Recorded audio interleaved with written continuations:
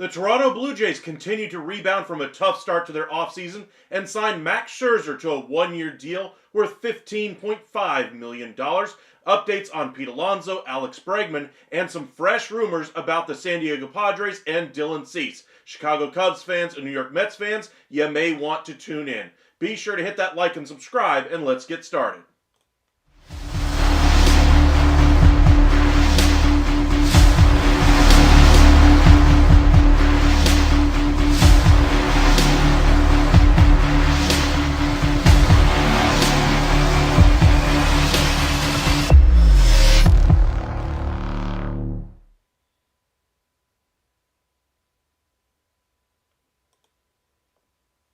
And welcome into the MLB Hot Stove Daily. My name is Michael. Appreciate you guys joining us here at the Upside.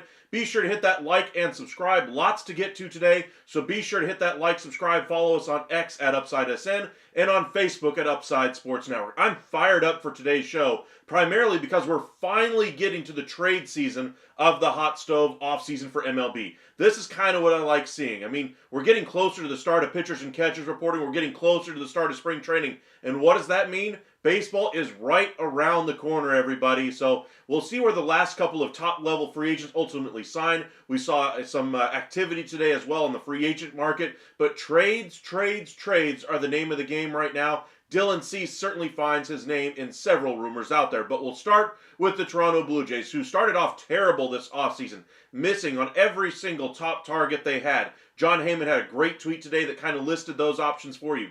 Sasaki, Soto, Burns, Fried, among others that they ultimately were unable to sign. But they've rebounded.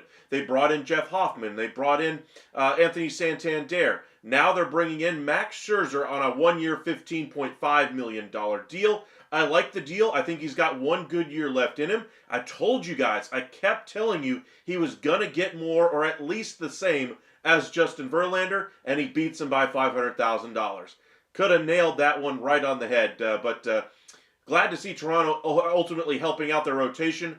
I wonder what this means long-term for the Blue Jays organization. Do they still have interest in other starting pitchers like a Nick Pivetta, a Jack Flaherty, among others? Or is this their one addition to that starting rotation?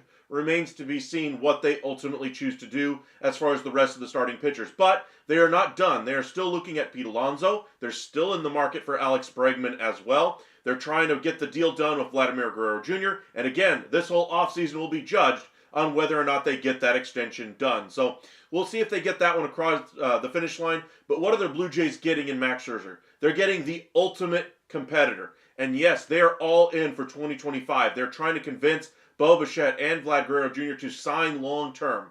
You have to put a winner on the table this year. Put your best foot forward. Now, what does this signing mean for the future? For Max Scherzer, he's not going to be around for another 7 years. So he's not going to be the reason why he signs long term there. So I wonder if there's another domino to drop in that starting rotation, i.e. a Jack Flaherty, or if the 1-year option here with Max Scherzer was for them to go after starting pitching next year and maybe add a Pete Alonso this year to help bolster that lineup. But we'll see where they ultimately choose to spend their money. The biggest priority, though, still remains Vladimir Guerrero Jr. Welcome in, everybody. Holly, you were first once again. Welcome in. Verlis, VPCZX. Got to be a little quicker. You've been first once or twice, but Holly's gotten you recently anyway. Mark, welcome in. Willard, do you think the Astros will now re-sign Bregman? Remains in the cards. One other bit of news today is Jorge Polanco has decided to return to the Seattle Mariners on a 1-year deal with a vesting option for 26. He'll make $7 million as a base salary, has a $750,000 buyout for his vesting option anyway. So total guarantee of $7.75. Also has $3 million in incentives in that deal as well. So good contract for both player and team. He will primarily play third base for the Mariners. This also leaves the Mariners with roughly about $4 to $5 million with which to still add to this lineup. Now they bring in Solano, they bring in Polanco. Neither one of these are going to be world beaters, but it does give themselves some length in that lineup, at least some professional at-bats. I like Solano a lot more as far as what he brings to the table offensively. Polanco and his positional versatility, I think, could be invaluable at the trade deadline if they are out of contention. I think that rotation is the primary reason why they're choosing to go this route, try to spend a few million here and a few million there to kind of piece together this lineup. But that rotation is absolutely great, and they're trying to keep that rotation together at all costs. At least that's the plan at the moment. But to me, they still need another thumper in that lineup to kind of hit behind Julio Rodriguez. That's a lot to put on his shoulders. I wonder if they decide to bring in a DH type of a player, a JD Martinez, a Justin Turner, somebody like that, another proven, professional hitter, somebody that you can rely on to at least give you solid production offensively, no matter what they would be able to give you defensively. They just need offense at this point, and we'll see if they decide to go that route with that little bit of money that they ultimately have left to spend. Remember, they were given a budget by ownership there of $15 million. With this deal anyway, they've spent roughly about 10, 11 million of that. Means they have about 4 to 5 million left to spend on one more player, but we'll see which direction they ultimately go. Let's see here. Welcome in, Vinny. Been a minute since I've seen you. Appreciate you joining us once again. Chuck, welcome in. Toronto needs you, Pete. I think Vladimir Guerrero Jr. would absolutely love to have Pete Alonso on this roster. Not because, he sees him as the linchpin in winning. I think he just wants to play third base next year. And as it stands right now, he's probably going to play first unless they bring in somebody to take some at-bats over there at first base. Now, what does Pete Alonso bring to the table? Power, power, and more power. He's probably in the top 7 first basemen for me in the game. I wouldn't put him in the top 5, but I'd put him in that 6 to 7 category. MLB Network anyway came out with their top 10 first basemen right now. I think they had him at 7th or 8th in their list. But for me, he's right in that window of the 6, 7, 8 range. I would like to see him go to a ballpark that's going to work well for his power. I'd like to see him be utilized a little bit better as well as he ages in that contract. So having a spot for him on that roster at DH when he no longer can play first base is paramount for me. If I'm looking to sign him to a 4 or 5 year deal, that's a must-have. Now, for instance, the Toronto Blue Jays have Alejandro Kirk there. He had a down year offensively. I'm not sure he's going to be there another year after this one. So we'll see if they ultimately decide to go the Pete Alonso route. They are trying to add one more bat to help lengthen out this lineup. Whether or not they get the extension done with Vlad Guerrero Jr., they're trying to get that one done as well. We'll see if they can get that one across the finish line. Welcome in, Cowboys Nation. Toronto's getting a lot of headlines right now. They certainly bring in Max Scherzer. Now they're still talking to Pete Alonso. Alex Bregman is still in the hunt for the Toronto Blue Jays as well. I wouldn't be surprised if they started talking to some relievers that are still on the market as well. We want Texas. Okay. As far as Texas Rangers updates, a little bit more news on the TV deal. The DLLS podcast had some good information as far as where you can catch Rangers games. But he said with one big caveat that it's still a work in progress. There will still be more vendors for you to be able to view games. As far as the players on the field for the Rangers, they're still looking for a closer. I think, again, I floated this a couple of different times now over the past week, that they're going to go for a Kyle Finnegan type of pitcher. Somebody that's going to cost them between $4 and $7 million that has been a closer in the past, that it can at least do the job. And if he has a great first half, they would absolutely love to see it and see if he can keep that rolling after the All-Star break. If he flames out, then they go with the young guys and make them earn that spot at the closer level, or at that closer spot at the with the Texas Rangers, and see if they can catch lightning in a bottle. They've done so before many, many, many times with relievers. Neftali Feliz, Alexi Ogando, Sam Dyson, Sean Dollison, among several different relievers that they ultimately have brought in on a low-cost option and made into the closer. Jose Leclerc is another one that I forget to mention. Will Smith, Aroldis Chapman on the trade market. He saved a few games for the Rangers in the middle of the season, the year they won the World Series as well. And then last year, Kirby Yates was not expected to be the closer. Ultimately, Leclerc faltered in the first month of the season. He was forced into the role. 1 year, $4.5 million is not what you'd consider to be closer money, and he is certainly available. Or they're certainly looking for a closer at that kind of a number right now. Kyle Finnegan, quote unquote, that type of player seems to be a good fit. Speaking of $4.5 million, I will mention the Kirby Yates deal became official today with the Los Angeles Dodgers, and that meant they had to designate somebody for assignment. I know we've had several people mention Brazier as a trade candidate recently. Now you're going to have to see if it gets done in the next 48 hours. He's got $4.5 million on his contract for this year. There is some doubt whether he'll be claimed or even traded in this market. See if the Dodgers pick up some of the tab, see if the new team picks up some of the tab. But as far as Brazier goes, he had a .7 ERA at the second half of the year in 23. Had some injury issues that kind of sidelined him. But ultimately, when he came back into the Dodgers bullpen last year, he was relegated to non-high leverage moments in the bullpen. In the playoffs, gave up 5 runs over 9 innings. Was still a good bullpen option, I would say, by and large. But are you willing to pay him $4.5 million? There's some doubt within the industry if he's going to get that type of a money or keep that type of a contract. If he doesn't get claimed on waivers, if they don't get a trade, maybe he goes to the free agent market. The Dodgers are on the hook for the whole $4.5 million, and he signs for the league minimum somewhere else. But we'll see where he goes. Brazier's a good candidate, I would say, as kind of a middle relief option for somebody. Maybe the Dodgers would love to bring him back after they have some of these, after they get Ohtani's roster status back as a two-way player. Then they can expand their bullpen to add one more piece back there. Maybe Brazier would be that guy they're hoping to bring back. One other note I did want to mention here is that on the thoughts as far as the bullpen go, one guy that you may never have thought of as a quote-unquote closer before is now being circulated as a closer option. Several teams have reached out to starting pitcher Lance Lynn about the possibility of being a closer this year. Now, the one skill set he really does provide is he brings you innings. He gets you into and out of those innings. He can get you longer innings out of that starting rotation. In, say, 3 or 4 years ago, I would have said he was more of a strikeout pitcher. I could envision him being a closer at that level when he was more of a strikeout pitcher, but he's not that same player anymore. And so it's a little bit curious to see him being floated as a catcher, not by his own camp or not even by Lance Lynn himself, but by other teams asking him, hey, would you be interested in being our closer this year? That's a little bit surprising for a guy who's, hasn't had that necessary repertoire in his recent history. I mean, he's an innings-eating starting pitcher right now that pitches more to contact more than he ever has in his career before up until now. Now, at one point in his career, he was more of a strikeout artist. He has had some bullpen experience, but are you willing to go with a closer who hasn't done it in years at this point? Something to kind of keep in mind as far as some starting pitchers that might need to find other roles in a bullpen here as well. Holly, oh Lord, VPC. Start that. Mark, Jay's a solid B offseason now. Extending Vlad and signing another bat would make it an A+. Glad you phrased it that way, Mark. I saw a tweet, that same tweet that I mentioned earlier from John Heyman. He said that the Jays have had an A offseason.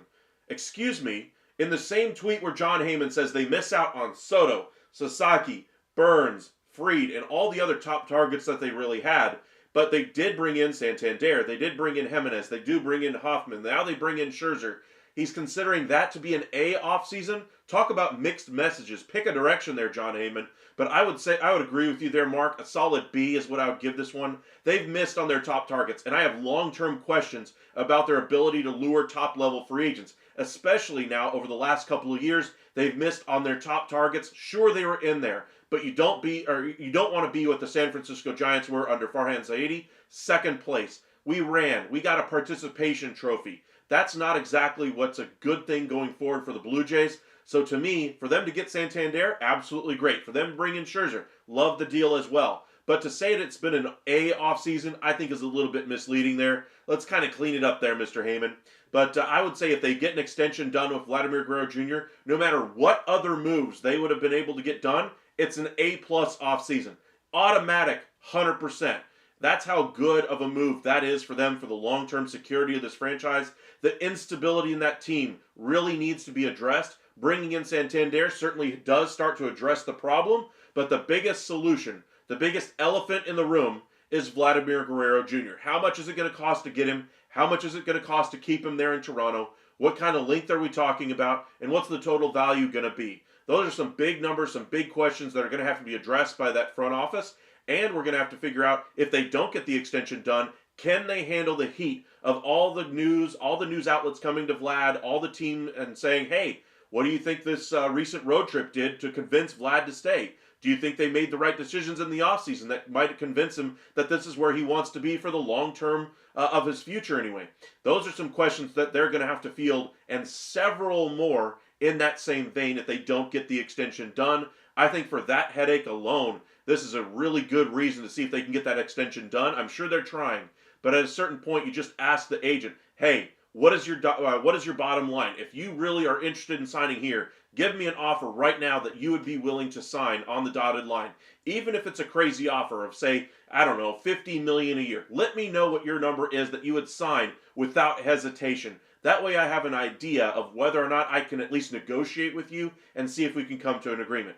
Say he doesn't even come back with an offer, that would tell me a lot about where his mindset is as to whether or not he wants to stay a member of the Blue Jays or if he's ultimately got his eye on the exit door. So I would like to see Toronto do something like that. I'm sure they've done something similar, but I think they need clarity as an organization from top to bottom. Getting an extension done with Vlad would certainly give them a direction going forward. If they don't, I need some more certainty from Vlad and his agent, what exactly he's looking for, and if we can ultimately retain him in free agency, or if we might have to trade him at the deadline. So those are some things to kind of keep in mind with the Blue Jays. See if we can catch up on a few of these other comments here. Hopefully Max, let's see here, stays. What was that, Holly?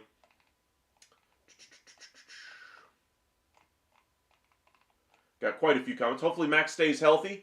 I think he will, relatively compared to some of the other, older starting pitchers we've seen. Now, Scherzer has his injury issues. I think a good year, if you're a Blue Jays fan for Max Scherzer, is getting 15 to 18 quality starts, getting, say, 20 to 25 starts out of him total.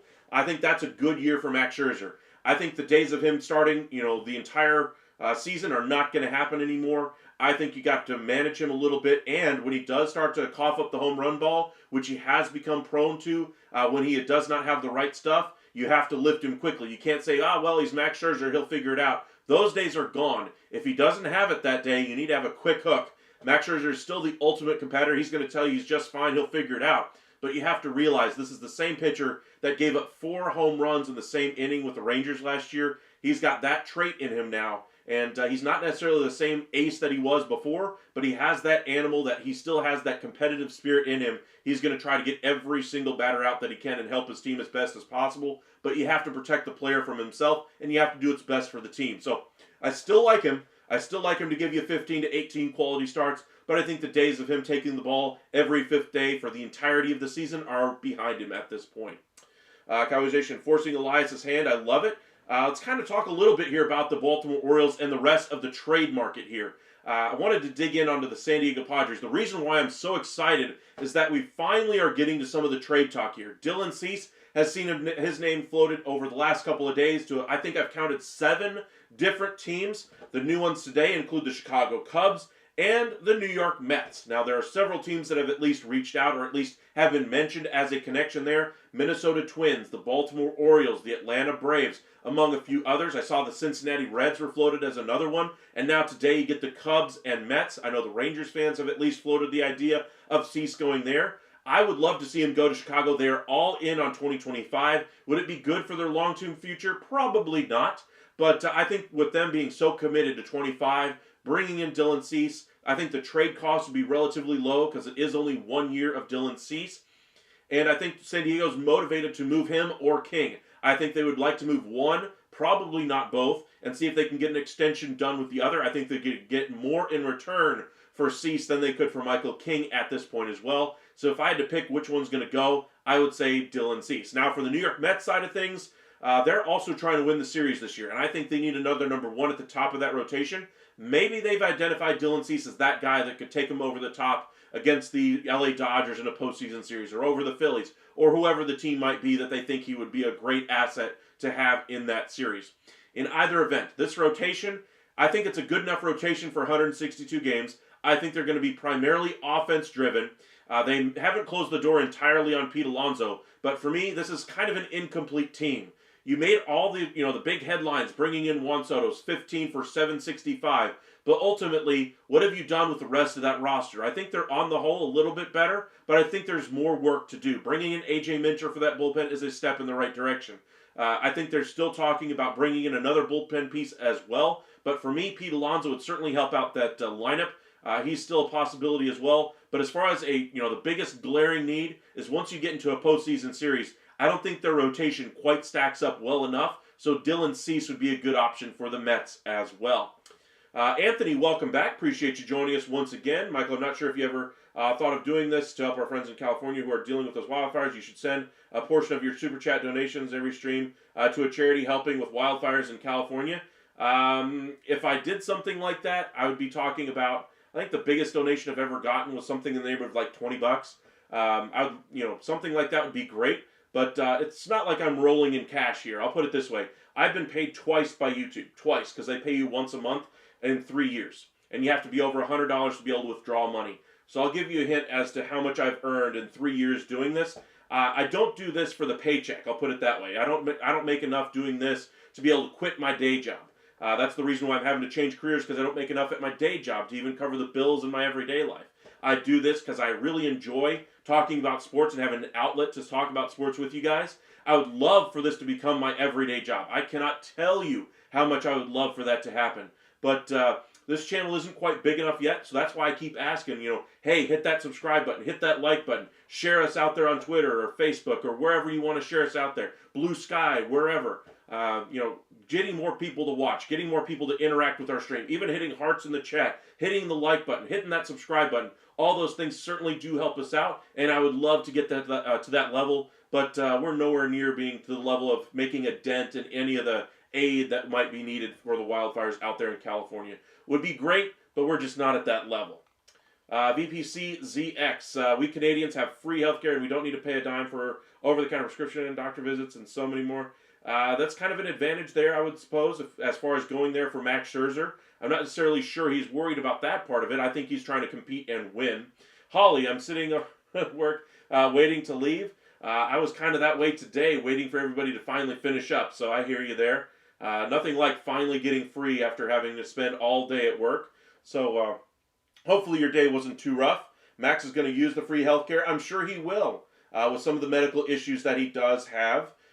Rafe, your notice didn't even tell you were live? Well, that's kind of what I've been mentioning as well. If you follow us, if you've got your notifications turned on for YouTube, they cap your notifications, I believe, at 3. So say you follow 5 other channels and 3 of them post videos today before I get live, you'll only get the notifications for the first 3. So that's why I invite you guys to follow us on X, @UpsideSN, Facebook, Upside Sports Network. I even have a Blue Sky as well, just a personal one. Eventually, I have one for this one, but I post all of when we go live on all of those different platforms to get as many people in here as we possibly can. I really enjoy the conversations we have as a group here. It's a lot of fun talking some sports with you guys. Let's see here. Willard Chandler said Astros are now renegotiating with Bregman after that signing by Seattle. I'm sure they're still talking about it, but I haven't heard anything to the contrary of them still being very solid on their offer of 6 for 156. Now, if they've budged off of it, I'd love to hear it, but I have heard nothing to that effect either. So, as far as him, re-signing with the Houston Astros, it's going to be at a team-friendly discount for him, and I think he's got other contract offers from a couple of different teams, Cubs and Blue Jays, that are going to be beating out that Astros offer. Look at all the money that's going around the sport right now for relief pitchers. Just look at the contract Jorge Polanco just got. I didn't think he was worth $7 million guaranteed with $3 million in incentives and another $750,000 as a buyout there with a vesting option for a second year. I didn't think he was worth that, but look at how much the values have really sparked this year from that Juan Soto deal on up. I think Bregman's going to do very well this free agency. Now, sure, there's a couple of teams out there that don't necessarily feel comfortable going long-term with him, i.e. the Detroit Tigers. Red Sox have their confusion about whether or not they even are interested in him or not. I don't think he's necessarily a fit there. I think the Tigers are still on the periphery of this one because I think he really does like the idea of playing for Detroit. It's just he wants the long-term security. Now, if they offer him, say, a 4-year deal with an opt-out after the first, second, and third year, maybe he would go for something like that and just see if he can get his numbers to kind of go in the right direction again. Each of the last 2 years, his numbers have started to decline a little bit. He's still a productive player, ultimate leader on a baseball team. And do I think he's going to, look bad at the back half of that deal? Possibly. But you're still paying for the premium years that you're going to have, years 1, 2, 3 of the deal. If you sign him to, say, a 7-year contract, the back half might start to look a little bit ugly. But for me, Bregman is a proven winner, and I think he'd be invaluable on any clubhouse, a team that's looking for an impact bat at this point. You kid? Okay, VPCZX. I just got home from work studying electrical theory. Okay. You just about pay for it for sure. Heel, welcome in. What do you think could be the holdup? We are about to hit February, and Bregman and Alonso are still on the market. Like I've said, I think Bregman's market is super crystal clear. Even if Bregman had some idea that he wanted to get another team involved, we already know where all the offers pretty much stand as as the national media. Even us here at YouTube, where we're just kind of getting all the information from everybody else and getting it all together and relaying it to you guys in a very smooth format. Even with all of that, we can see the picture here for Alex Bregman quite clearly. We know where the Astros stand. We know where the Red Sox stand. We know where the Tigers stand. We know where the Blue Jays stand. The one wild card a little bit here is how far are the Cubs willing to go? Do they want to go a high AAV with a short-term deal? Or do they want to get the long-term contract because they have another guy headed to free agency next year in Kyle Tucker? That really is the one wild card there, but I wouldn't consider it much of a wild card. I think the Cubs are pretty much all the way in there to try to bring in Alex Bregman. I think he's kind of the one piece, just like for Houston, he'd be the one piece that they'd be willing to exceed their budget for. So we'll see if they can get that one across the finish line. But as far as the holdup, I think it's more about them just trying to get the deal that they were ultimately looking for, trying to get that long-term security. As far as Alonso, I think he probably should have taken the long-term deal that was offered to him by the Mets earlier, but ultimately that didn't happen. Can't cry over spilled milk. So what are his options here? Going for a long-term deal with another team out there, or signing a short-term deal with the Mets with opt-outs. Now the Mets had raised their offer 2 times so far this week, from 3 for 62 to 3 for 66, now to 3 for 70. There are some headlines out there that believe that the Mets are ready to make another run at Pete Alonso and see if they can, get him for, say, 3 years at 85. I think a deal like that could be in the offing here because I think he really does want to be a member of the New York Mets. Now, there are still some teams out there for him. We've mentioned the Toronto Blue Jays. We've mentioned the Los Angeles Angels. One team that I have not mentioned is the Cincinnati Reds. Coming out of nowhere today, saw a couple of headlines about the Reds kicking the tires on possibly bringing in Pete Alonso. Do I think this is a realistic, thing that could happen? No, but I think the Reds are doing the smart thing here and at least testing the waters to see if they can get a good deal. I think Alonso would be a good boost to the lineup as far as power. That ballpark plays like a bandbox and certainly would for Pete Alonso. I think they would really love to have him in that lineup. He would be their DH going forward long term, obviously. But look at all the youth that they have on the team. Bringing in a Pete Alonso would be invaluable for that team. Ellie De La Cruz would still be the leader, of course. They have a young rotation that I still think needs another long-term or another lengthy starter in there. Somebody who can eat some innings, like a Lance Lynn. We floated that one several times. But I find it very curious that the Reds today were mentioned as a suitor for Pete Alonso. I ultimately think he's going to finish with one of the two teams that I mentioned before, the Mets or the Blue Jays. I think he ultimately finds a contract there to his liking. If the Mets get their offer up to that 3 for 85, 3 for 90 range, I think he signs on the dotted line. If they don't, and they stick to around 3 for 70 and are pretty rigid to that, then I think he'll probably leave and go elsewhere. So we'll have to see how high the Mets are willing to go. But I think the closer we get to spring training, we're going to see the Mets put their best and last offer out there for him, and then we're going to see Pete Alonso make his decision. But as far as what's the holdup, still just trying to get the long-term deal there. Bregman, I think, will get done before the end of Sunday, so kind of keep your eyes peeled for that one. We're only a few days away on that one. I would expect Bregman to come down the pike here relatively quickly. Now, with Polanco off the board, we know very clearly where Houston stands as far as their pursuit, and they still are looking at outfield options. Verdugo, Grichuk come to mind as well. After they miss on Profar and now they missed on Polanco. The one guy they'll exceed the tax threshold for is Alex Bregman. So again, we know where the numbers are very clearly from all these teams. It's just a matter of him picking a destination, and I think he'll do that, or I think he will do that this weekend.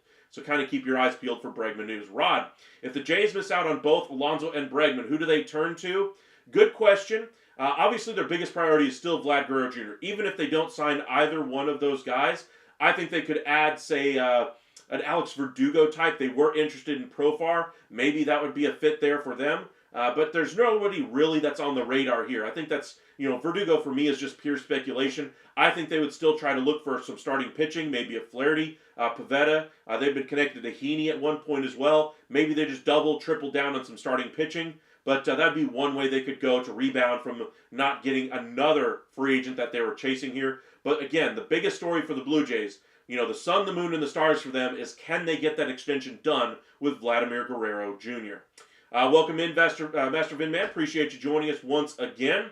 What do you think the Dodgers DFA'd Brazier? Do you expect him to be traded for a prospect? I'm sure there will be interest, but there's been a mixed result or mixed reactions anyway to his him being designated for assignment. Do I think he's a lockdown closer? No. Do I think he's a high leverage setup guy? No. Do I think he has the ability to? Sure, but I'm not going to sign him or trade for him with the expectation that he will be. I think at best he's a middle relief option. And what are you willing to give up for $4.5 million for Ryan Brazier? To be a middle relief option for you with some upside. He's still been pretty good the last couple of years. Pretty good being an understatement for 23, but had an injury in 24, came back and was not used in high leverage situations this year. Can he still handle it being removed from that type of kind of competitive atmosphere for over a year now? That's a lot of question marks, but at $4.5 million, I would take a risk on him, but the rest of the industry is kind of up and down as to whether or not they will. All it takes is one team, though, to believe it, and then maybe you just get a cash considerations or something like that. Dodgers would just be happy to be rid of the money at this point. If they get Ohtani to get his two-way player status back early, maybe they can bring him back in if nobody else claims him and he remains a free agent. That remains a possibility for the Dodgers as well. Jays fans can finally say they've had a better offseason than the Padres. Imagine that. Yeah, I suppose so. But for me, the Padres offseason kind of hinges on the trades. Luis Arraez, Michael King, Dylan Cease, those are the names that are going to be bandied about for the Padres right now. And again, that's what I'm really excited about, the trade possibilities for those guys. Where could they go? With all the rumors around Dylan Cease right now, I would expect him to be the first piece to go out of that group. Not that Arraez couldn't surprise us and be the first one to go, but I think there's so much interest in Dylan Cease that there's going to be momentum towards a deal here. I think they could get what they're looking for before they even get to spring training. I wouldn't be surprised if that deal came to fruition very quickly. As far as Michael King, if they trade Dylan Cease, I'm sure they're going to try to do everything in their power to get that arbitration thing figured out and a long-term deal done as well with Michael King. If they don't, then they're going to have some issues going into the summer. Maybe they'll trade him at the deadline for whatever they can get in return. But right now, I think the Padres, as currently constructed, are a borderline wild card team. I think they're still a good team as they're currently constructed. But to me, it's going to hinge on what they get in return for Dylan Cease, what they get in return for Luis Arraez. We floated several different trades this offseason as far as where they could go, what the return could possibly look like. We may even get into some of that in tomorrow's show, but we shall see, where this thing kind of crystallizes, who the final 2 or 3 teams are for Dylan Cease. Like I said, there's been like 7 that have been mentioned in just the last couple of days. His market is certainly expanding. I would expect the Padres to pick up on that and see if they can trade him and get some real value back in return. You'll pay for it in taxes. Well, that's part of the cost there. Brazier will probably end up being traded for lower level prospects, you think? I don't think they're going to get 1 prospect, let alone 2. Brazier's a decent piece, but he hasn't been a high leverage guy for over a year now. He was very good in 23, had a .7 ERA in the second half of the year that year, and I believe it was 38 appearances. So he was very good in 23, but it's been a year. Missed some time, of course, in the first half. Was not used in high leverage last year. And while I think he's still a good option in somebody's bullpen, $4.5 million is a lot for a middle relief option, especially when you're not sure what type of pitcher you're going to be getting. Remember in the postseason, when he was not used in high leverage situations, he still gave up 5 earned runs over 9 innings. That's an ERA of 5. That tells you where the pressure kind of ratcheted up in the postseason. Even in non-high leverage situations, he still gave up some runs. What leads me to believe that he could still handle a high leverage situation during the regular season, let alone in October? That's kind of where I would have my doubts as far as Brazier, and that's why I'd have my concerns about that $4.5 million. I'd still like the player, but at $4.5 million, am I really willing to take the Dodgers' money off their hands, save them some money here, give them some pieces with which to use in the future? I'm not sure I'd go that far. Brazier, I think, is still a nice piece, but I'm not necessarily going to trade a Ferrari in order to get him in.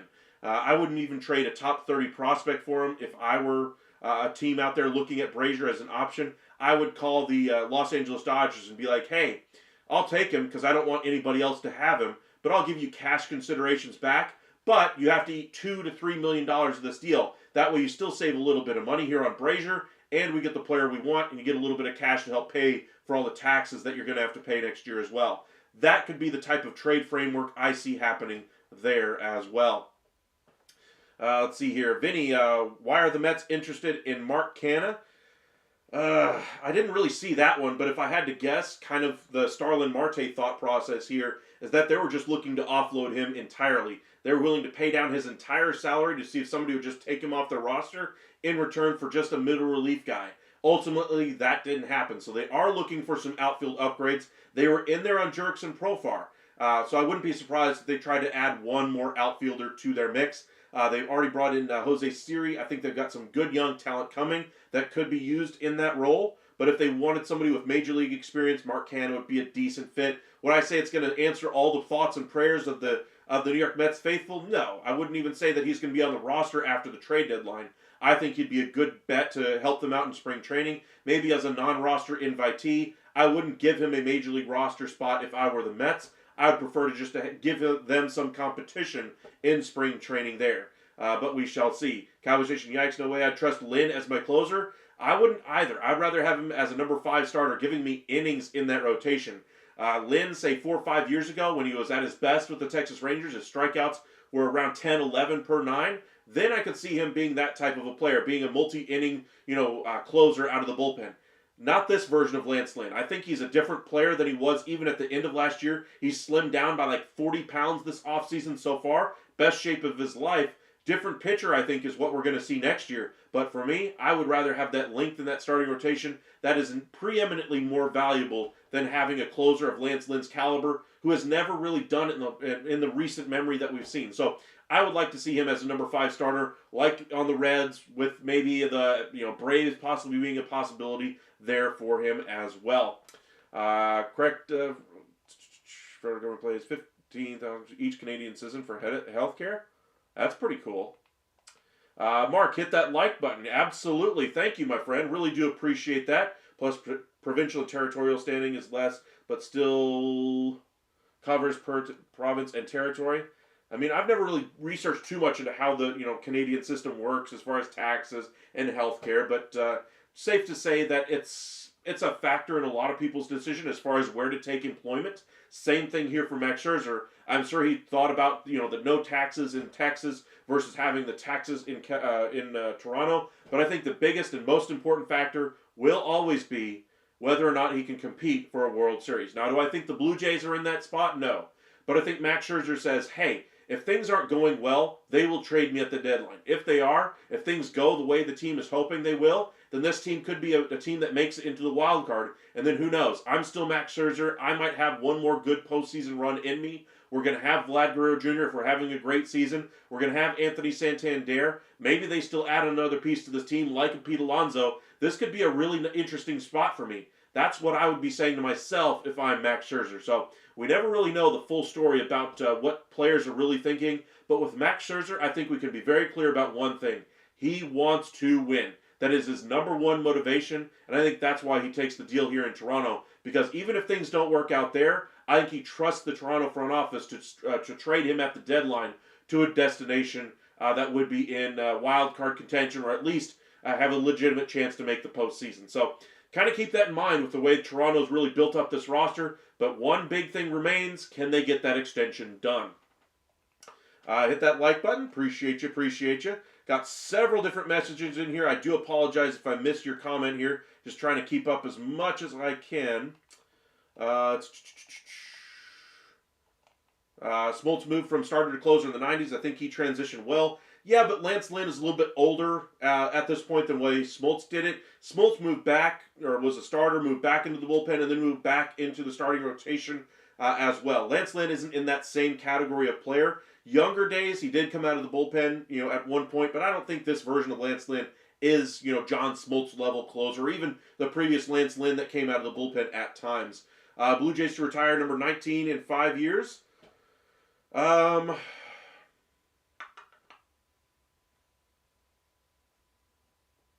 don't know. I'm trying to think of who was number 19 on the Blue Jays, honestly. I can't remember. Anyway. Mad Max to the Blue Jays, absolutely. Welcome in, Donnie. Appreciate you joining us. 1 year, $15.5 million.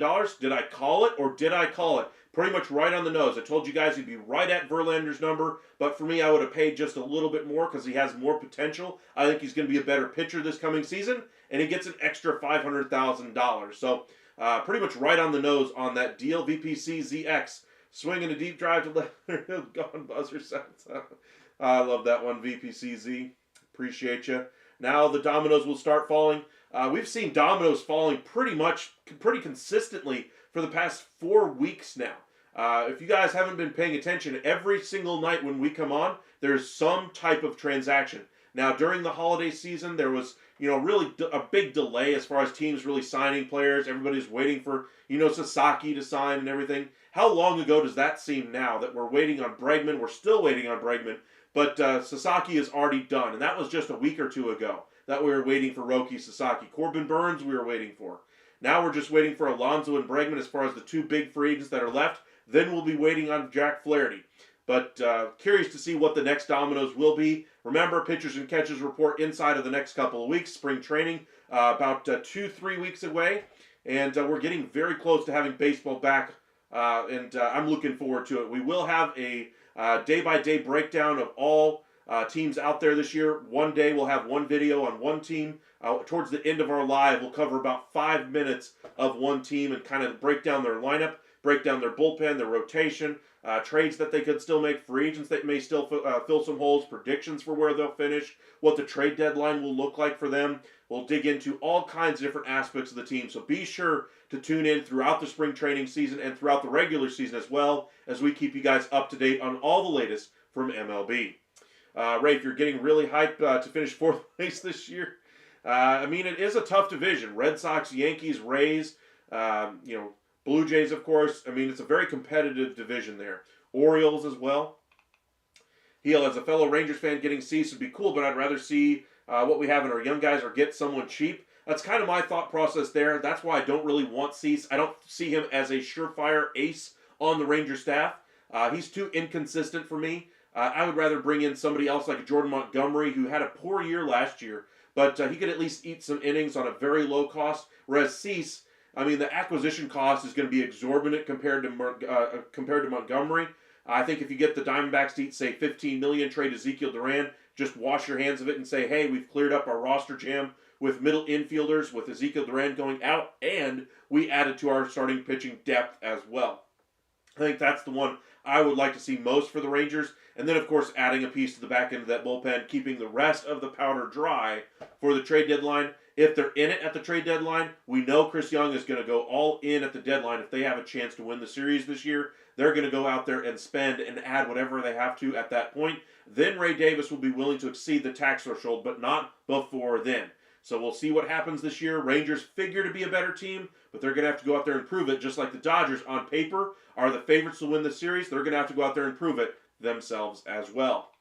Appreciate you guys joining us. Master Vinman, Mark, from what I've read, Padres want Matt Shaw and then some. Not sure how true, but that would not be or that would not happen. I would agree there. I think that price would be a little too steep for Cease. That's why, as a Ranger fan, I don't want to see them do that trade. I think Shaw would be too rich for the Cubs to ultimately think about. But if you're wanting a number one type of pitcher, you're going to have to give up something of clear value. And Shaw, well, it might not be the best fit as far as a trade piece for the Cubs. I'm sure they could find something that the Padres would be willing to take. Maybe they take somebody off of the Major League roster and then a couple of lower-level prospects to kind of make the trade work. No idea what that trade would look like. We'll dig into that tomorrow. We'll go through some Cease trades with the Cubs, with the Mets, and a couple of other suitors that have been mentioned as well. But we'll be sure to check in on that one. Just happy. Hector Gomez reported the Jays and Vladdy are getting closer to a deal.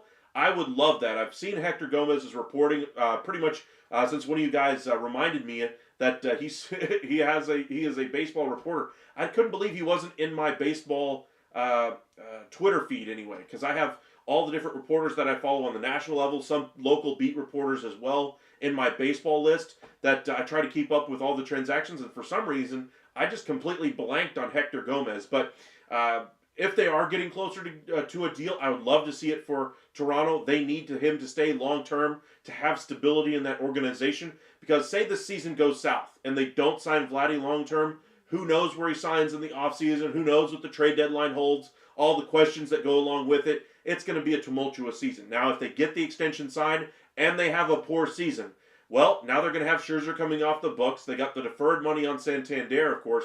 They're going to have money to go out there and spend on a Kyle Tucker or whoever else they want to bring in. There's no counting out them as far as the Pete Alonso of the world or the Jack Flaherty's of the world this offseason, or even Alex Bregman. Maybe they get Vladdy and one of those or two of those other pieces as well. Then this would take a B offseason for me into an A plus $1 billion if they did Guerrero plus anything else. I just really like where the Blue Jays are at as far as getting this deal done. If they don't get it done, though, big question marks for that organization. Good if they are making progress on a deal. I would love to see it actually get across the finish line and not just lip service saying, hey, we're progressing, we're talking, we're exchanging numbers, we're getting closer on a deal. Closer still doesn't a deal make. So get this one across the finish line before his self-imposed deadline of the start of spring training. Let's not dilly-dally and just say, let's nickel and dime him until we get the best possible deal for us and the best possible deal for him and just meet in the middle there. No. Get the deal done. Do not wait. Do not pass go. Do not collect $200 until you get that deal done. So I would love to see the Jays get that deal done, but until it's done on paper, I wouldn't necessarily consider talks progressing or getting closer as necessarily great news for the Blue Jays. Would I be encouraged by it? Absolutely. But until it's actually done on paper, I'm going to have my doubts as to whether or not they ultimately get it done before his self-imposed deadline. I just got to take some shots at Thanks for talking sports with us. Absolutely, Nando. I really do enjoy talking sports with you guys. Like I said, one of the biggest things I remember growing up is always talking about sports with my dad. Listen to Mike and Mike in the morning on the radio, going to middle school, driving in the car. It was really a great, I couldn't have had a better dad. I was so happy. Everything we went through together. It was just, he was my hero. He was Boy Scouts with me, went on all the trips with us. It was great. Me and my dad are very close. So we always, bonded over sports. And since moving out of the house and, building my own life, that's one connection that I don't get to have on the daily basis of talking sports with my dad. We still talk about it, but having this format to talk with you guys about sports and just have a lot of fun with you guys is a lot of fun. So thank you guys for making this one so much fun, Nando. And Rafe and all you other guys out there joining us. Hank, welcome in. No matter what, there's always an upside. Appreciate you, Hank. Donnie, Mad Max would be great influence towards that pitching staff. I would say so. I'm hoping he talks to Jose Barrios about limiting the home runs. Now, is he a great candidate to, showcase, this is how you do it, young guy? Not anymore. I think he is a little bit more susceptible to the home run, but they've got some starting pitchers coming. They're going to be a mostly veteran mix there with the Blue Jays, though. I would like to see what his impact is going to be. The competitive spirit is something else for Max Scherzer, and just like the positive influence it had on the Rangers when they acquired him in that year they won the World Series, I think he's going to have a very positive influence on that Blue Jays organization as well. You're free from work, Holly? Well, glad to hear it. Hopefully you drive home safely, my friend. Donnie, Astros 6 for 156. That simple. It is. Just a matter of whether or not he ultimately decides to take the team-friendly deal there. Yankees don't want Bregman. I wouldn't say that much. I would say they don't want Bregman at what it's going to cost to bring him in. If they could bring in Bregman for the league minimum, they would love to have him. Impact bat solves a huge roster hole for them. However, they have huge financial questions. Can they get Stroman traded? Can they get that entire deal off the books without having to retain some salary? How much would Bregman cost? And even if they did offload Stroman, could they even afford Bregman? I think that if they had the ability to sign him, say they made the trade that I had floated earlier, say 3-4 weeks ago, about the Angels taking on bad contracts to acquire prospects. We've seen teams do this before, in other sports. I would like to see baseball, really take a page from, selling teams and try to acquire prospects, take on bad deals, the way the Oklahoma City Thunder did it for years in the NBA, and still do it even when they're at the top of their entire league. I mean, this would be a case for the Angels, for them to go out there and take on these bad deals with the money Artie Moreno has and really get a strong farm system by doing so. If they took on DJ LeMahieu and Marcus Stroman, just to kind of tie this back into Bregman, maybe then they would have the money to bring in a Bregman. But ultimately, I don't think it's going to happen, and I just don't think they're going to be able to free up enough money to do so. There's no use really talking too much more about it because the Yankees aren't going to go that direction. But the Yankees are still looking to offload Stroman, and I think they will be successful at some point before the start of the regular season. Blue Jays, 7 for 175, not going to happen either. Why is that? Remember, 7 for 182 is what Willie Adames got. Bregman's going to beat that. I guarantee you that. Even with the 6 for 156, tack on another year, you get very close to the 7 for 182 number rather than the 7 for 175. I think you're looking probably in the neighborhood of, say, a 7-year deal around $190 to $210 million. I think that ultimately gets the deal done for Bregman. I think he was looking for an 8-year deal in the $240 range when free agency started. I don't think that's on the table anymore. I think Cubs and Blue Jays are the teams to watch out for if he does leave the Houston Astros. You see Bregman going back to Houston, though. I think there's a possibility of it. After all, Bregman did reach out to Houston to try to drum up their offer a little bit more because I think he really is interested in returning to Houston. But unless they raise their offer, I think it's very unlikely. Now, if he's just that hard up to get the long-term contract that he's looking for, then maybe he takes the team-friendly deal for the Houston Astros. But it sounds like they're not willing to budge off that 6 for 156 number. VPCZX. By the way, 2 former Blue Jays were in a lawsuit against the Canadian Revenue Agency. Okay. Bregman is going to the Cubs. Again, just all speculation right now. It's probably the clearest we've seen of free agents, negotiations. Is the negotiations Bregman's had. We know the teams involved. We know the numbers of pretty much all the teams involved. We know the Tigers are looking high AAV, short-term deal. We know the Astros specific offer, 6 for 156. They even reported it themselves. We know the Red Sox are, conflicted about whether or not they should even be interested in him. And after signing Abraham Toro to a minor league deal, tells you where that mindset is. I doubt they get even an offer, on pen and paper in front of him. As far as the Blue Jays, they've been in there all offseason long. Would love to see them get a top-flight free agent off this market.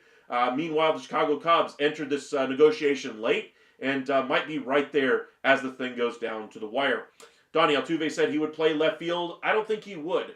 I think the team would be better off playing Paredes out there. I think he's younger, able to handle the position a little bit better. And while Altuve's numbers are down defensively at second base, it's going to be even worse for him playing in left field. I think the team would be better off with Altuve still holding down a position he's played all his life and letting Paredes take the at-bats out there in left field and just making do for at least a couple of years. But that's a big if they brought in a piece like Alex Bregman. I think they'll ultimately go the cheaper route. If they don't bring him in, we're talking Randall Grichuk, somebody in that $2 to $3 to $4 million range to round out that outfield mix.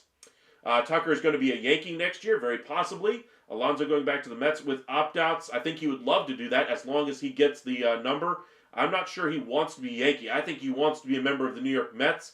That's why I think he's really allowing this one option for the Yankees to be the team that offers him a short-term deal with opt-outs. He's not giving that same contract out to the teams that are interested in him, like the Blue Jays or the Reds or the Angels. It's going to be a short-term deal with the Mets or a long-term deal with wherever he ultimately decides to go. I think the Mets offer of 3 for $70 is a little bit low. I think if they get to 385, which is entirely possible, several reporters out there right now are stating that the Mets are getting ready to make one final push to try to sign Pete Alonso. And speaking as a final push, they've raised their offer 3 times this week, says there's some flexibility as far as the money, and it's Steve Cohen. When exactly is he willing to stop spending? We've only seen this really twice in his history as the owner of the Mets. We saw that with the Pete Alonso this year, and then we saw a little bit of it last year, but $300 million is about where the budget is right now. I mean, there's a reason why it's referred to as the Steve Cohen tax. We expect him to go well past that, and I understand the limitations he brings defensively. I understand how it's going to look bad in the long term on the deal. But a 3-year deal with opt-outs after the first and second year might work out best for both team and player, because even in 3 years, he might not be the worst defensive player in the game, but he's not going to be a good one at first base. That third year, he'd probably be a DH only, in my opinion. You might be able to get by with him at first base for 1 more year. Then you bring in the young guys over there at first base, or you go after Vladdy in free agency as well. But I would say he certainly wants to be a member of the New York Mets. How does it want to spend over Cohen threshold this year? Absolutely. Yasmani Grandal needs to go somewhere because he's a legend. I don't know about legend. That seems a little bit strong. But he is a good catcher. His best days are certainly behind him. I think he's best as a platoon. Maybe getting a non-roster invitee deal might be a bit of a slap in the face to him, but we're getting very close to spring training. He might have to settle for something like that. I mean, there are some catchers that are out there on the trade market, and there's some good ones still out there on the free agent side of things. But Grandal, I think, has seen his best days come and go. We'll see where he ultimately goes. Means lots of money coming off the books next season. As far as the Yankees, they don't have too much coming off. Remember, you got Goldschmidt that's going to be coming off the books. You're going to have, I think Stroman's got a vesting option or another year on there. Not a whole lot of money coming off the books, but I would say, like you mentioned here, Murakami, he's got a lot of interest in both the Mets and Yankees. Both teams I would expect to be the primary suitors for him. If Murakami does sign with the Mets, maybe he's their DH. Remains to be seen where he goes, but I think he's going to go to one of the two New York teams next year. Ethan, welcome in. Lots of articles. Marcus Stroman to Texas with a prospect and $15 million for Josh Smith. Interesting. Stroman would be the innings eater there. Smith, as depends on the prospect there. Prospect carries a lot of weight in that conversation. To me, Smith is still a very good player. Let's kind of pull this up real quick because I want you guys to kind of understand the background of this conversation. Let's go ahead and pull up the Yankees and Rangers here. I don't know why you pay for ads and then it doesn't go away. Or you pay for no ads and it doesn't go away, but whatever. Let's see here. Yankees. We're going to go on the low end of things because it's Stroman. Stroman's got negative 7.5, 1 year left. So that means you're going to be paying about you're getting $3 million for the Rangers. Okay. So that means his value would be around 7.5 if you attach $15 million to him. Let's go ahead and put the 15 on here to the Rangers. Add cash. Then go over to the Rangers side of things. Put in Josh Smith. Josh Smith got 4 years left to control. Former Yankees prospect. Remember, was part of that Joey Gallo trade. 14.3. You're going to need, 7 as far as a prospect value? Or at least somebody that the Rangers would want around a 7 valuation. Let's see, where in that range would they be? You're talking Chase Hampton. Devin Williams would be a guy the Rangers would love, but they just acquired him there in New York. They ain't moving him. Will Warren, maybe? Mark Leiter Jr., that would be an option. Rangers are looking for some more, relief pitchers, but I'm not sure he's a closer that they're looking for. Ben Rice makes some sense as a first baseman going back the other way. Maybe a stack of Ben Rice takes over this. That's another first baseman, though. I'm not sure they would do that. Cabrera, maybe? Maybe you do a stack of Rice and Cabrera. Maybe go Lalane and Cabrera. It just doesn't really seem like a great fit. I would need something a little bit different here. I just don't like any of the options. Nothing really jumps out to me. None of these players really fit on the Major League roster for the Rangers. Stroman helps out as far as the innings. I'm not sure how much of a great fit that really is, though. Padres want to get rid of Arise and Cease and King. I would say they want to get rid of 2 of the 3 and see if they can get an extension done with King. Asman was one of the best catchers. He was for a period of time. You take King back, and Hal should consider bringing King back. I think they're looking to upgrade their roster in any way they can. I don't think their priority right now is starting pitching as far as bringing King back, but maybe in free agency next year, that will be an option as well. Yankees number 4 on Forbes' richest teams in all sports. Not a surprise. Willard, I'm hearing Astros just re-signed Bregman. You're hearing they just did, huh? Let's see.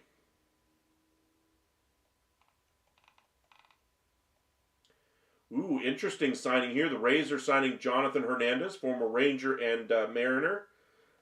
If the Rays are interested in you, tells you that maybe there's something overlooked there. Willard, I don't see anything on as far as the guys that I follow, that are saying anything about Bregman going back to Houston, at least as of yet.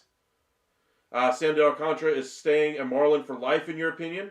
I don't think that's necessarily the case. I think Alcantara was one of the guys they were looking to trade at the deadline last year, but ultimately he got hurt before they could trade him and really reap the rewards of trading one of their best players, one of the best young starting pitchers with control. Remember, that was the plan last year, was to trade all of these starting pitchers and reset the entire timeline for this Marlins organization. We've seen them do this the year after they win the World Series. We've seen them do that. So why would it be such a surprise to see it now? I mean, they failed at doing it last year because of injury and poor performance. Now this year, they're hoping to have a healthy Sandy Alcantara. And if he establishes himself as an elite starting pitcher once again, I would expect them to try to reap the rewards of trading him at that point. Do I think he finishes his career with the Miami Marlins? I don't. I don't think they could even afford him if he got to free agency. So I think they're going to try to recoup some value there. As much as I think the Marlins need a long-term answer as far as a franchise icon on that team, kind of this is the way to be a Marlin, that type of influence, I don't think they're going to do so for Sandy Alcantara. Donnie, should be the Cowboys and Yankees on Forbes at 1 and 2? I don't know. Cowboys, I mean, their brand is huge. I know a lot of people give guff to the Cowboys, but Jerry Jones certainly knows how to build a business. He is very good for the NFL as far as business is concerned, TV money, getting teams to the right spot. Remember, he's part of the reason the Rams were able to go out there to L.A. and get that whole deal situated. He was very instrumental in Stan Kroenke there. But no matter what your feelings are on it, that he's a very shrewd businessman. Now, as far as richest franchises, Celtics come to mind, Lakers come to mind as far as basketball teams, but the Yankees certainly should be up there. I'm sure you're talking about some English Premier League teams as well, Man United, Real Madrid, teams like that are going to be on that list. Willard, Luke Heyman just said Al and Bregman just re-signed with Houston. Really? You're saying John Heyman said it. I think you might be being duped, Willard. His account has not said anything in over an hour. People forget that even with Soto to the Mets, still have to go through the Dodgers. That's simple, true. The Mets are still going to have to go through the Dodgers, who are considered the favorite to win the series this year. But again, you still have to do it. Let's see here. Got quite a few messages here trying to catch up anyway. Phew, a lot of messages here. My apologies if I do miss them. Welcome back, John. Appreciate you joining us once again. Lance Lynn is good. He is not a closer. I agree. I think he's a starting pitcher. Never mentioned someone as a closer. Yankees have the airbender Devin Williams to close, though. They do. My bad. I'm old and blind. Let's see here. John, how was the rest of the AL West done in comparison to the Rangers this offseason? I would say the Angels are a little bit better. I have questions about the moves that they made as far as long-term deals for Kikuchi and their interest in Santander and other top-flight free agents. I think they should be trying to rebuild on a shoestring budget, and the only money they should be adding as far as major payroll is taking bad contracts for prospects in those type of deals. So I would not be a fan of them, making a big splashy signing like Artie Moreno is saying that he wants to do.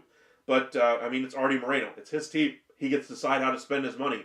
But I think the best interest of the team is to use that financial might to bring in bad players on terrible contracts and see if you can take some prospects off of these teams that are looking to get rid of those deals. Yankees, I think you can get a fair price in exchange for DJ LeMahieu and Marcus Stroman. So kind of keep that in mind there. Let's see here. The AL East is a beast. It is. As far as to answer the rest of your question there, John, I would say the Athletics are an improved team. Mariners are kind of in the middle here still. They still need more improvement offensively. Polanco does nothing for me. Solano, I do like the signing there. If they bring in Justin Turner, I'll feel a little bit better about where this team is offensively, but I still think they're the third best team in the division by a mile, even with the best one of the best rotations in the division. I think with one of the best bullpens in that division as well. I have questions about that team offensively that might keep them out of the wild card hunt, let alone winning the division. Astros, big questions about this team as far as their starting pitching, whether or not it's going to come back healthy at some point this season. They've got some good young arms there, but that's a lot of pressure on that club. And then, of course, Framber Valdez entering the final year of his deal. Do they get the extension done? Do they add another outfielder? Do they bring in Alex Bregman? Lots of question mark, kind of an incomplete there. Texas, I love what they've done as far as offensively. I like the additions that they made to that bullpen. One big caveat, though, is that they still need to bring in a closer for me to kind of finish this thing off, and maybe one more innings eater type of pitcher like a Jordan Montgomery. Marcus Stroman was just mentioned as a possibility there. I wouldn't like that one necessarily as much, but it would kind of fit that same mold there as well. Heel, do you think it'd be cool if the Rangers and Astros merged into one team one day? Personally, I would love it. No. I do not want them to merge into a team. They are two very different thought processes, two very different ways of building a team, two very different ownership groups, two very different talent evaluators. No, thank you. It'd be like asking the Mets and Yankees to merge.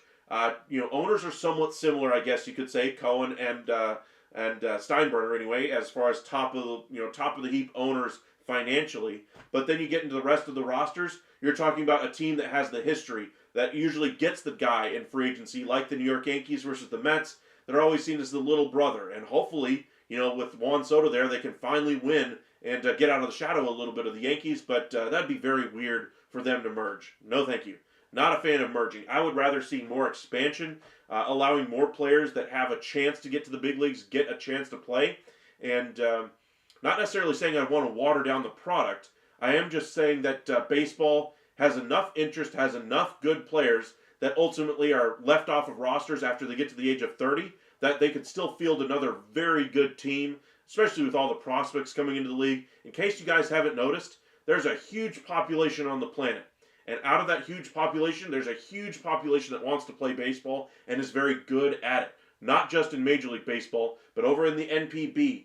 We even see that in Winter League Ball, like we just saw Junior Caminero as coming up to the big leagues. He's going to be a superstar player. He's expected to be a 4-WAR player this year, even when he's never gotten above 1 WAR in his time at the big league level so far. So it tells you there's a lot of talent in the world, and this is just a fraction of it. This is still probably the best league in the entire world, I would say, but there's still opportunity to improve it and still room to expand. Nashville, I would say, is one destination. Montreal could be another. I'm sure there's a few off the top of my head that I'm missing as well. I know the San Antonio, Austin area would be another fit for a team, but I'm not sure as far as TV rights, as far as pull in the region, if that would be a good fit for TV contracts. But there are several teams out there, several cities that could host a team. Let's see here. Also, what would be all your Texas, so just Astros and Rangers starting lineup? No, thank you. Even with combining the two rosters, as good as that would be, I would not like to see that. Donnie, Matt Shaw could get flipped to the Yankees after, though. I don't know about that one. I don't think Matt Shaw would get moved at all. Could be a three-team trade. King, Class A. I would rather have Cease, or King, Class A. King or Cease, I would rather have Cease, in my opinion. I think he's a higher-end pitcher, but with a lot more variance in his performance, whereas King, I think, could get to Cease's level, but is a little bit more stable in his year-to-year performance as well. Stroman or to the Padres, Cubs, or Cardinals. Not a chance for the Cardinals. Doubtful for the Cubs, because that would, again, require the Yankees to eat pretty much the entirety of that salary. They aren't going to do that. Padres, I don't think that's going to be a thought either. Cardinals toward an Arenado trade. No, thank you. He's not going to be a part of that. Cardinals rejected that type of framework already. Look, I'm hearing Heyman having reports that Bregman re-signed. Willard, I'm going to tell you, let's refresh it one more time. Nothing. Butkus. Nothing. Zero. Heyman hasn't said anything about it. Let's see here. If you are hearing reports, Willard, I'm just gonna ask you, if you're seeing those reports, tell us where you're seeing them at. Are you seeing them on his Twitter page? Are you seeing people are saying that he's saying it? Or are you seeing some, made up, some of those fake Twitter pages that we see occasionally for some of the best reporters in the business that kind of lead fans down the rabbit hole? So kind of, check out your source there on that one, Willard. Get back to us what you ultimately find out. That's a good to have a father. My father passed away 10 years ago. Sorry to hear that, Donnie. They are very important. They do make an impact. They don't have an ace either. True. Hal wants to stay under the Cohen 301 tax threshold. He does, because 100% tax rate. Yes. Bregman wants $200 million. He's worth it. I would agree. Bregman is a lot better than Matt Chapman at third base to pay the man. I would agree. Cohen has the money. Michael, Bregman is similar value to Bregman. Bregman is similar value to Bregman. Fairly close overall. You bet Chapman. Okay.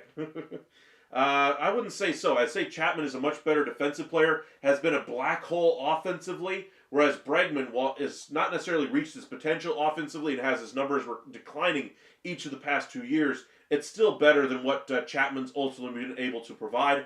Bregman is a better, I think, defensive player at this point than Matt Chapman as well, and I have higher hopes for where he's going to go in the future. I think he could still ascend as a player a little bit offensively, especially if he goes to the right destination. But that's a lot of ifs, buts, candies, or if candy and nuts were whatever the phrase is. Anyway, let's see here. All good. Yankees have money coming off the books next season. They do. Murakami going to the Dodgers probably. No, the Dodgers were seen as the favorite a year ago for Hiroki Sasaki. The Yankees and Mets are seen this year, a year away from him signing, as the favorites for Murakami.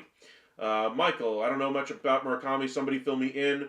Think of kind of a DH type of a player, outfielder. Kind of a lot of power in that bat, more than some of the other guys who've come over recently, like the Kims. A lot more power there is what's going to be coming over. I would say if you're trying to compare him to a player that's come over before, I don't really like doing this because they come from one part of the world, it seems a lot like profiling to me. I don't like any of that. It just rubs me the wrong way. But if you're trying to compare him to a player like that, I would say a guy like Hideki Matsui, somebody in that range is what you could see in a Murakami. We saw how well that worked out for the Yankees when he came over. Michael Murakami is one of the best first basemen will come to the MLB. First base, I think he could be more of a left fielder though in Major League Baseball. I just think he could. I think that's where his position is going to be outside of DH. But the biggest thing for him is just hitter. Wherever they can fit him into a lineup, first base, whether it's going to be in left field, if they put him at DH, as long as he's in that lineup is what you're really looking at there. Padres want to trade King, Arise, and Cease. Again, I don't think they'll trade all three. Yankees The Yankees could call the Padres on King. Again, I think they're going to trade Cease, but I don't think they'll trade King if they trade Cease. Dodgers not done yet. I did see that one. Itai, Dodgers are in the news once again, saying that they're never going to be out on anything. Brendan Gomes saying as much that I think that we've made it very clear on the market that anything and everything that could be possible is possible with the Los Angeles Dodgers. So don't rule us out of anything. So kind of a firebrand interview there for him. But good to see that they're kind of sticking to their guns here, flexing their financial might. And again, just one more time, I want to say congratulations to that front office for having the wherewithal to really invest in this level on this team. And sure, they got really good luck as far as the finances rolling in with Shohei Ohtani. But an even better moment for them. The reason why I'm bringing this up anyway is the $100 million donation from the Walter family, from the Walter Foundation and the Dodgers Foundation to help in the aftermath of the wildfires there in California. Just an incredible gesture there. And sure, they have more money than you or I do. But that's $100 million. That's a lot of money for anybody. And hats off to them for doing so. Itai, the Dodgers are done now? No, I don't think they are. I still think they're going to have to figure out this roster glut. They're still going to have to figure out how they're going to bring in Kershaw. They're still going to have to figure out what they're going to do at third base. I wouldn't necessarily rule out a trade for Nolan Arenado. I know Muncy's still there, but at this point, they've said no all offseason long, and then you get this interview from Gomes saying, I think we've established now that no matter what on the market could possibly be, do not count us out for anything. And I think Arenado would be a great option as far as a fill-in there if Freeman needs more time to recover from his injury, if Muncy could be flexed around the infield a little bit. Remember, he's played a little bit of second, first, and third over his career. Obviously could be a DH there as well. I don't think Chris Taylor's a great player for them anymore. I think if they can find a way to offload his spot on the roster, even if it's just paying down his contract and letting him play elsewhere, say they do what the Mets are trying to do with Marte, and just see if they can pay down the entirety of his deal and just get a useful piece back for the future. I think that's what they would like to do as kind of a thank you for your service kind of thing. And then Rojas is still there as well. Dodgers still have more work to do. Donnie, everyone said that, but they got Snell and Roki, and then they brought in Yates, and then they brought in Scott as well. Kim. The Dodgers have added and added and added every single time they said, we don't have the money to do it. They said they weren't going to be able to get Teoscar Hernandez. They found the money. They weren't going to be able to go after a Michael Conforto as well because of the money. They found the money. That's kind of the whole point of Brandon Gomes' interview, was that don't count the Dodgers out on anything or done on anything either. Kike is also another option that they could bring back as well. Good point there, Itai. Itai, the Dodgers may have to make a play for Arenado. That's kind of what we just talked about there. All the Dodgers have left to do now, possibly. Framber Valdez get traded soon. I don't think so. I still think they're trying to get that extension done before spring training. If they don't get that extension done, then I'm sure the rumors will start to pick up around Framber Valdez. Do they ultimately decide to move him like they did Kyle Tucker? I think his case is a little bit different, though, because even in free agency, I think he might still be within the range of the Houston Astros to be able to be re-signed as well. John Gray, as far as a trade possibility, maybe. I just think that the Rangers are still looking for some more innings before they offload one of the few guys that they can count on for over 100 innings next year in John Gray. Dodgers, the new evil empire, they certainly are. Murakami, first baseman, DH. Yeah, but I think he could flex out to left field in the MLB. I think with the Yankees, I think with Goldschmidt leaving, I think he'd be their first baseman. Say that the Mets re-sign Pete Alonso, then I think it'd be a question of who plays first, who plays DH. And if they decide to bring in Vlad Guerrero, then they're going to have to find somebody to go to the outfield. Maybe that would be Murakami. MP, welcome in. Appreciate you joining us once again. Proud of our ownership, absolutely. Dodgers ownership right now is probably the gold standard in Major League Baseball. Donnie, Muncy to the Yankees, and then if Arenado goes to the Dodgers, I don't think they're going to trade Muncy, even if they brought in Arenado. Tax write-off, it is, but I'm sure that's not the reason why they're doing it. $100 million is a lot of money for a tax write-off. They could do it a number of different ways that don't include, donating $100 million.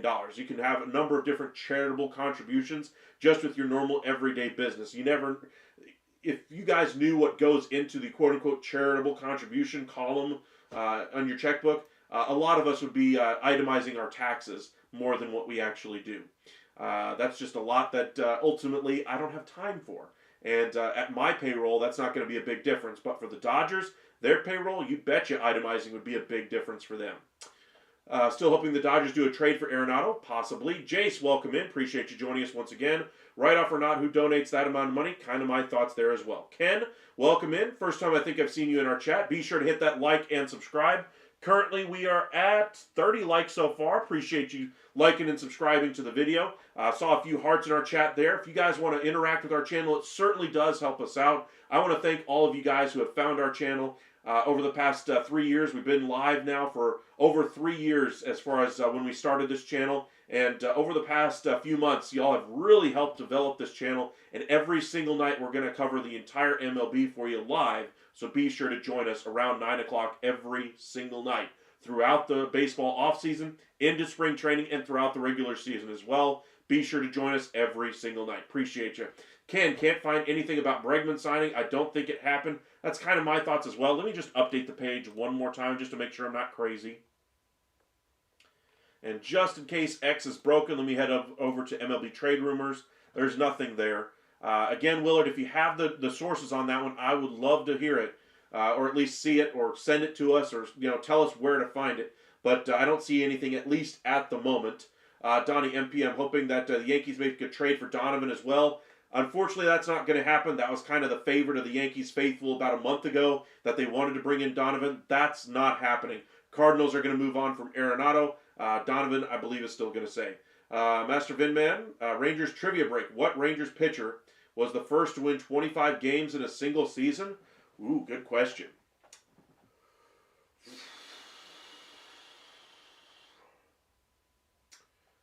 Just trying to think of some names that might be 25 games winners. I don't think there's a whole lot of them that have even won 25 games. I'm thinking names that kind of pop into my mind that I have no idea if they're right or not. Fergie Jenkins, we're talking Charlie Huff, Nolan Ryan, Kenny Rogers comes to mind. I know Aaron Seeley had a year where he got over 20 wins in a year. I'm not sure if he got over 25. That's for those of you who are Rangers fans, that was a short-lived Ranger pitcher in the late 90s, early 2000s. But he was very good for a period of time. Rick Helling comes to mind, but I don't think he got to that height when the Rangers had that power in that offense. Recent memory, I don't think Derek Holland got that high. Matt Harrison, any of the most recent starters, I don't think any of them got close to that level. 25 wins is a lot. We're talking, 32 starts a season, 33 in the current baseball. So you're probably talking about an older pitcher. So if I had to guess, I'm leaning, Huff, Ryan, or Rogers are kind of my three that I keep coming back to. I know everybody's going to say Nolan Ryan, but I'm going to go ahead and say Charlie Huff would be my guess, Master Vinman. That's my guess. Now I'm second guessing it. Kenny Rogers? I'll go Kenny Rogers. That'll be my pick there. Donnie Arenado is my non-Dodger, he is my daughter's favorite player since she was 4. Fergie Jenkins. That's another one I was contemplating there. Damn. Okay. I knew it had to be an older pitcher because 25 wins is a lot, man. I mean, 32 starts is what you're lucky to get out of a starter nowadays. You're talking about a win almost every single time you go out. The Rangers really haven't had a player like that aside from Cliff Lee in the half season he was here. But that's, again, a half season. DeGrom, Eovaldi, any of the current pitchers, not even a chance. We're talking best case scenario, maybe the 90s guys. Kenny Rogers is the one guy that kind of sticks to my mind the most out of that group anyway. Let's see here. But Arenado going to the Dodgers would be awesome. And they can't start a season without Waldo and Peraza and DJ. Dodgers don't need any of the infield help. They have plenty. True, but they still have Rojas on the roster. They still have Taylor on the roster. They could upgrade in those two spots with an Arenado there. Yankees don't want to bring you up. The Yankees don't, unless you want to bring up the kids. The Yankees still have some talent coming, but they still need some more help at third, second, bullpen. And, I like Luis Hill. They had a good production out of him last year. We'll see how year 2 works out for him there. All right, MP, correct. We don't need him, but he will be an upgrade at third base. I agree. Cowboys a whole lot. I think the last team that had multiple 20-game pitchers, Palmer and company. Interesting. All righty. Appreciate you guys joining us this evening. Let's just head over to X one more time just to double check, see if anything else is going on. It's about 11 o'clock Central Time. Had a little bit earlier start to our live than we had the last couple of days, thankfully. So I appreciate you guys taking the time and joining us. Todd, idea. Miami needs to spend or get fined. Take Javi Baez with prospect from Detroit Tigers. Now have extra money for Bregman.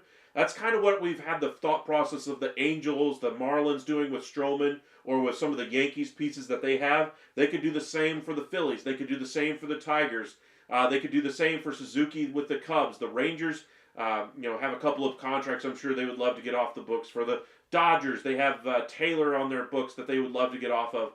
Every team has a contract or two that they could ideally get rid of. But I like the idea there. Javi Baez maybe gets energized by playing, closer, maybe in more of a fan base that he can relate to there. With Javi Baez going to Miami, they're not going to be a good team, and if they can get him anywhere near respectable, maybe that'd be good for them. But the prospects had better be darn good going to Miami. And remember, they're looking for young prospects. So we're talking about not guys that are major league ready, but guys in the 16 to 20-year-old range at the oldest, because they're trying to build a contending team, not next year, not in the year after that, but in the years coming thereafter. So we're talking 28, 29, 30 is when they want those prospects to start filtering in to the big league level. You're not going to take a Jackson Jobe or anything like that. He's one of the best pitching prospects in the game.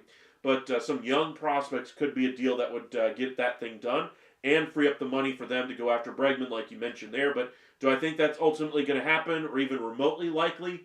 No, I don't. I think Miami's going to try to go a little bit cheaper if they can, less long-term money. Maybe they'll take on a one-year deal of a bad contract, like a Stroman type of a contract, but I don't think they're going to take the longevity of a Baez contract versus a short-term deal. So we'll see what happens, but an interesting idea there, Todd. I would love it if I'm Detroit. It's just a matter of, what would the cost be to even interest the Marlins in taking on the longevity of that contract, and is it even worth it based on how much they would want in return as well? Just to kind of clarify what it would take, let's go ahead and clear this out real quick.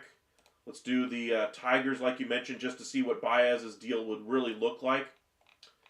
I believe he's the worst value on this club. Negative 66. I mean, that's a lot. Let's go ahead and say he goes to the Marlins, like you say here. What would it take? What's the prospect match going the other way for negative 66? I mean, you're talking your best prospect isn't even at 66 in Jackson Jobe. So you'd have to take a package of prospects. Maybe Reese Olson would be your headliner, and then maybe a Jace Young if you bring in Bregman. Maybe that'd be your position player. But again, Young is 23, Olson is 24. They're looking for young prospects. So let's look for anything in the 17, 18, 19 range. And they have nothing above 10 that even gets close. So it's not really a great fit for a trade there because, again, the Marlins are looking for young prospects in return there as well. Donnie, Hal needs to put up his big boy pants on and trade for an infielder, possibly. I think that could be the route they ultimately go. Donnie, Kim signs, so not much options left. I agree, but there are still some options left out there. Just to kind of show you what some options would be. Let me pull this up for you before we head out for the evening. Here's the free agent list, at least at the moment. First base guys that you might be able to flex over. You're talking like Connor Joe. You're talking, Justin Turner. Second base guys, you're looking Jorge Polanco's off the board. Maybe a resurrection project here in Brandon Rogers. That's not an upgrade, though, for them. Jose Iglesias is probably the best one there as a platoon guy. He's really good against lefties. Shortstops, Paul DeYoung has been a good piece for years as far as an offensive piece. But Ahmed, a better defensive player. And then third baseman, Alex Bregman, of course, financially they can't really afford. But maybe a Kike Hernandez. Yohan Moncada, I think, could be the fallback option in Detroit if they miss on Alex Bregman. I think that deal is very likely. But I don't see any clear paths in free agency outside of a Jose Iglesias type of a signing there. Alrighty, appreciate you guys joining us. Be sure to join us live tomorrow night as we break down the latest from the MLB hot stove season. Gear up for the gear up for some of these trades that I'm expecting as well. Like I said, I am very excited to see what happens there with the San Diego Padres. The Mariners still need a little bit of work there on their offense. Even with the addition of Jorge Polanco, as exciting as that sounds, they still need to get something done there. A lot to get into. We'll do some trade talk. Or I was trying to wait for the trades for tomorrow, but some of you guys were posting some really good ideas there. I wanted to get into the thoughts there, but we'll go over a lot more trade talk tomorrow. One thing I do want to mention, not on this live anyway, but check out some of our other videos, some of the shorts that we've made. Post a little trade idea that you want us to discuss tomorrow. If you have a favorite team out there, say you're a Rangers fan, what trade would you make to fill in at closer? What trade would you make to get an innings-eating starting pitcher like a Jordan Montgomery or a Dylan Cease if you really want him to go to Texas? If you're a Mets fan, tell us what trade you would make to bring in Dylan Cease or what other pieces you would want to add to this roster as well. If you're a Blue Jays fan and you think trying to recruit another big piece in free agency is what you'd like to do, but then you're still trying to go the trade route as well, maybe going after Dylan Cease or whoever else you want to add, maybe you want to go that route. There's a lot of different trade targets out there for you guys to discuss, and I didn't even mention Luis Arraez, who I think will be traded at some point before the All-Star break, if not before the start of the season.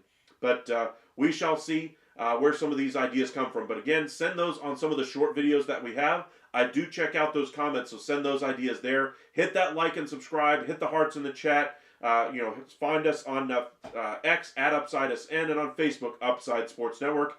Y'all have a great night out there. Stay safe, everybody.